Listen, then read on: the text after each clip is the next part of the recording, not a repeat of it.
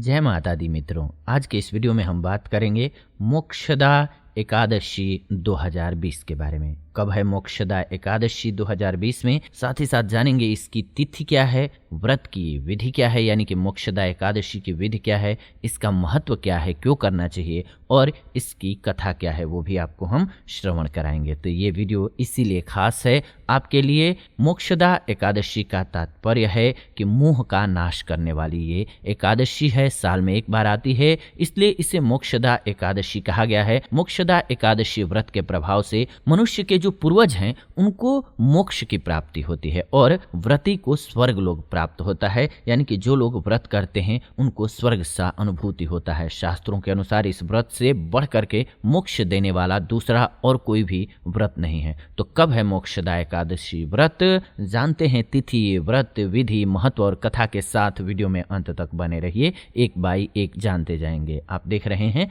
जीवन जीने की कला स्पिरिचुअल चैनल। सबसे पहले जानते हैं कब है मोक्षदा एकादशी व्रत। जी हाँ, हिंदू पांचांग के अनुसार अगहन मार्गशीर्ष महीने में शुक्ल पक्ष की एकादशी तिथि को मोक्षदा एकादशी के नाम से जाना जाता है। इस साल मोक्षदा एकादशी जो है वो 25 दिसंबर को रखी जाने वाली है। ये साल 2020 की आखिरी एकादशी भी है। इस दिन आप मोक्ष की प्राप्ति के लिए, पूर्वजों की मोक्ष की प्राप्ति के लिए ये एकादशी व्रत जरूर करें। इसका शुभ मुहूर्त क्या है, तो एकादशी की तिथि प्रारंभ हो जाएगी 24 दिसंबर की रात को 11:17 से। एकादशी की तिथि समाप्त होगी 25 दिसंबर को देर रात 1:54 पर। तो मोक्षदा एकादशी व्रत करने की विधि क्या है ये समझना बहुत जरूरी है। ये प्राप्त करने के लिए कुछ विधियों का पालन करना होता है। तो मोक्षदा एकादशी व्रत की विधि जान लीजिए। सुबह ब्रह्मा मुहूर्त में सबसे पहले जगना है, यानी कि सुबह 4 बजे के आसपास जगिए, स्नान इत्यादि करके निवृत्त होकर के घर के मंदिर की साफ सफाई कर लीजिए।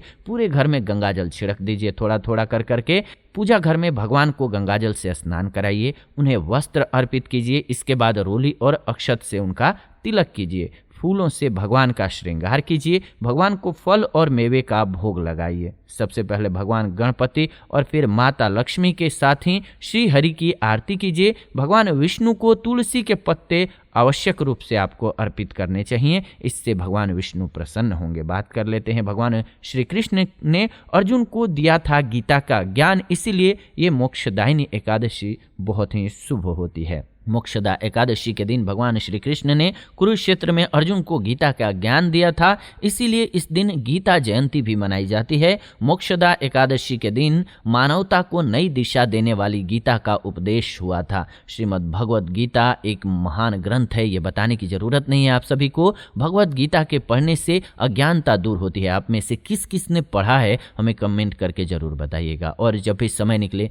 जरूर कोशिश कीजिएगा कि आप पढ़ें। अगर आप चाहते हैं कि हम उस पर एपिसोड बनाएं तो कमेंट कीजिएगा, हम आपके लिए एपिसोड भी जरूर बना देंगे। अगर आपके पास पढ़ने का समय नहीं रहता है तो मनुष्य का मन आत्मज्ञान की ओर अग्रसर होता है। इसे पढ़ने के बाद इसके पठन पाठन और श्रवण से जीवन को एक नई प्रेरणा मिलती है। आपके जीवन की सभी परेशानियों का हल है बल्कि श्रीमद् भगवद गीता में। तो ये बहुत महत्वपूर्ण बुक है, जरूर पढ़ना चाहिए आपको। इसीलिए ये एक बुक नहीं है, ये हमारा पूरा जीवन है। मोक्षदा एकादशी व्रत की कथा क्या है, तो एक बार गोकुल नगर में वैखानस नाम के राजा राज्य करते थे। एक दिन राजा ने स्वप्न में देखा कि उनके पिता नरक में दुख भोग रहे हैं और अपने पुत्र से उद्धार की याचना कर रहे हैं। अपने पिता की यह दशा देख करके राजा व्याकुल हो उठे। सुबह उठ करके राजा ने ब्राह्मणों को बुला करके अपने स्वप्न के बारे में पूछा।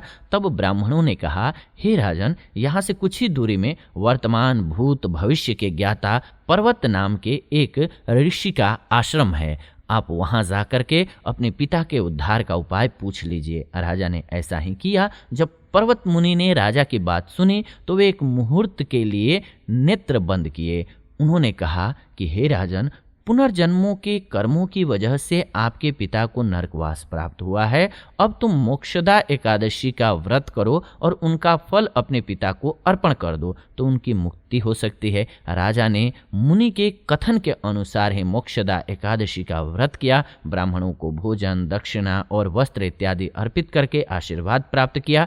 इसके बाद व्रत के प्रभाव से राजा के पिता को मोक्ष की प्राप्ति हुई और हम सभी इस लोक में अपने पूर्वजों के लिए कुछ कर सकें, अपने पूर्वजों के लिए कुछ करते हैं तो श्रद्धेय रूप से हमारा मन भी बहुत प्रसन्न होता है, बहुत खुश होता है और ये खुशी ही तो स्वर्ग के समान है। इस खुशी से बढ़ कर के क्या चीज़ है। तो इसीलिए ये मोक्षदायिनी एकादशी हम सभी के लिए अति शुभ एकादशी है। हमें जीवन में बहुत सारी सफलता के साथ साथ बहुत सी परेशानियों से बचाती है, मोक्ष की तरफ ले जाती है, हमें एक अलग आत्मज्ञान की तरफ ले जाती है। आत्मज्ञान के लिए ही गीता का जो एक ज्ञान है इस दिन से भगवान श्री कृष्ण ने अर्जुन को दिया था, जिसका कि पठन पाठन बहुत ज़रूरी है। आज हमारे कल्चर से निकलता जा रहा है, पर इसका ध्यान दिया जाए तो बहुत मानवता को आगे किया जा सकता है। जो अभी हम सभी आज के जो व्यवहारिक चीज़ों को छोड़ करके हम सभी केवल मशीन की तरफ जो एक्ट करने लग गए हैं, हम सभी